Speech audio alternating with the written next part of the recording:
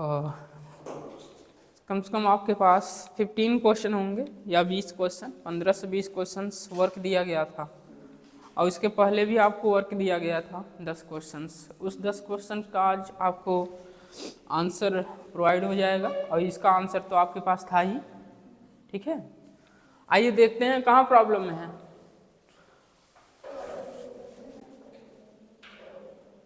क्या क्या बोला, क्वेश्चन पढ़िए, समझ में आ रहा है क्वेश्चन? वो बोल रहा है रिफ्रैक्शन एंगल जो है इंसिडेंट एंगल का क्या है, हाफ है। तो सीधा सीधा क्या लगाना है, स्नेल लॉ लगा दीजिए।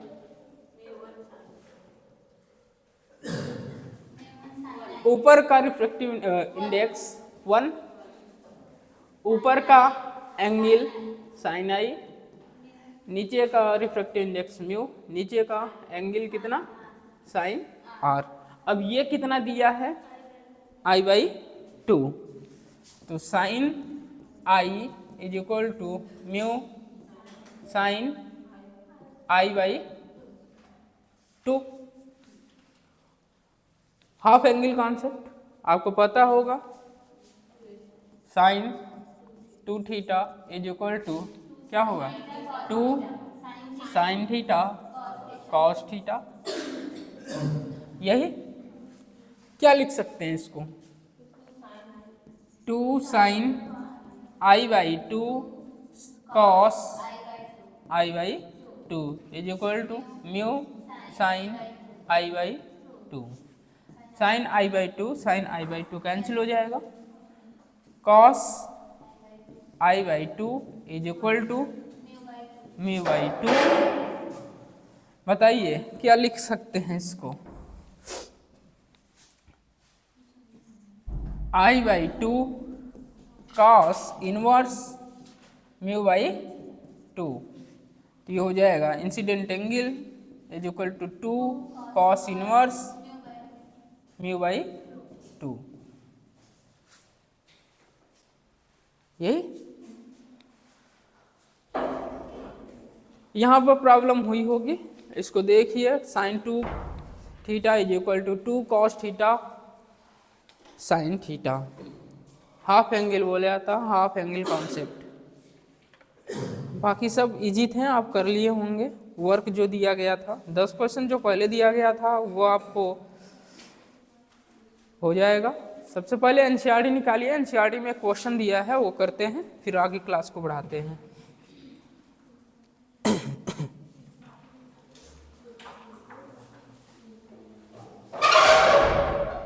आराम से भाई, ठंडी बहुत है। ठीक है, टेस्ट आपका जल्दी होगा, इसी मतलब दिसंबर में ही होगा। ठीक है, लास्ट दिसंबर। ठीक है, और इसमें ऑप्टिक्स नहीं रहेगा आपका। आपका इलेक्ट्रोडायनेमिक्स कंप्लीट है, जैसे कि आप जानते हैं इलेक्ट्रोडायनेमिक्स कंप्लीट, वो आपको कंप्लीट करना है। काफ़ी पोर्शन आ रहे हैं, पूरा का पूरा इलेक्ट्रोडायनेमिक्स है। इसके बाद जो टेस्ट होगा उसमें पूरा कंप्लीट ऑप्टिक्स रहेगा आपका, ray optics and wave optics complete रहेगा। तो अच्छे से अभी से तैयार करते चलिए।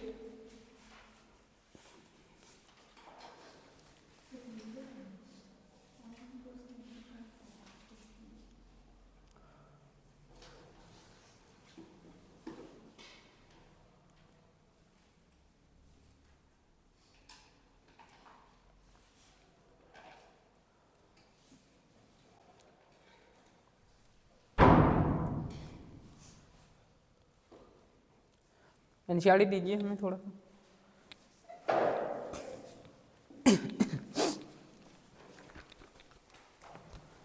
एनसीईआरटी एक्सरसाइज खोलिए।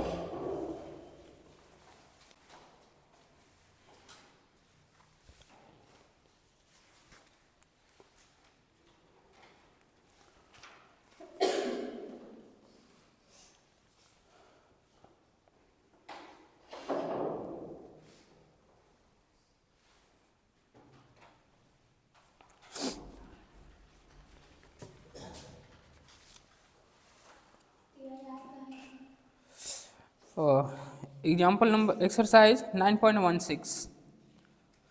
9.16 page number 250।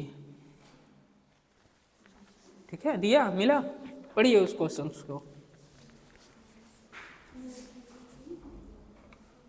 NCERT 12th NCERT ray optics exercise 9.16, उस क्वेश्चन को पढ़िए। A small pin fixed on a table top is view from above from a distance of 50 centimetre.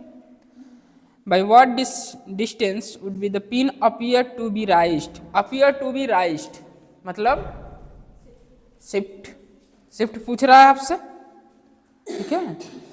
To be raised if it viewed from the same point through a 15 centimetre thick glass slab held parallel to table, refractive index इतना दिया है 1.5। Does the answer depends on the location of the slab? Question mark ना। आप भी पढ़ लीजिए question number 9.16। ये work जो दिया गया था आप लोगों ने पूछा, कहीं प्रॉब्लम है तो बताइए। आइए आगे बढ़ते हैं। Question number NCERT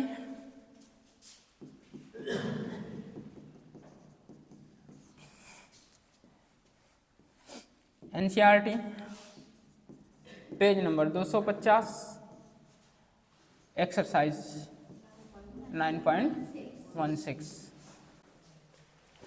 glass slabbed है,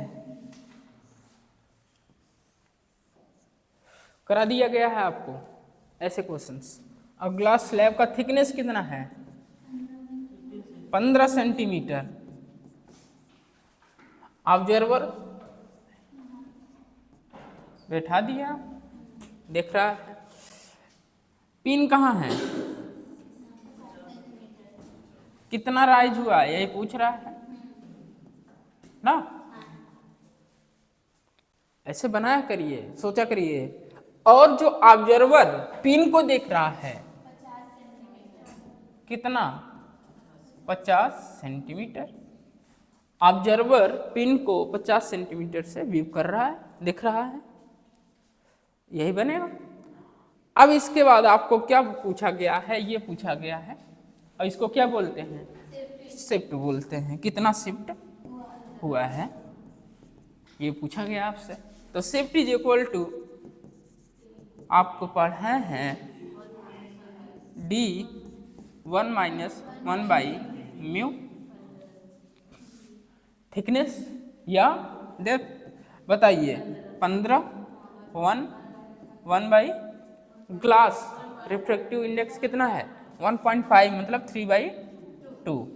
ये 2 ऊपर चला जाएगा, 3 - 2 1 बचेगा, तो ये 15 इंटू कितना 1/3 कितना आया 5 सेंटीमीटर। आपसे केवल टू केवल शिफ्ट पूछा गया। 50 सेंटीमीटर कोई यूज का नहीं।